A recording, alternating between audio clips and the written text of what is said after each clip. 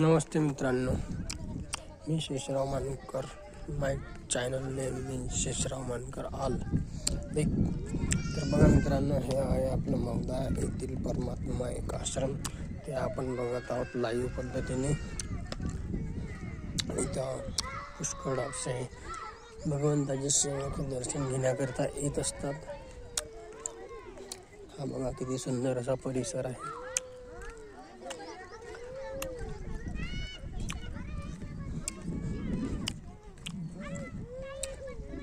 आणि हे आहे मित्रांनो बनवलेली सेवक मानव धर्माची कुटी.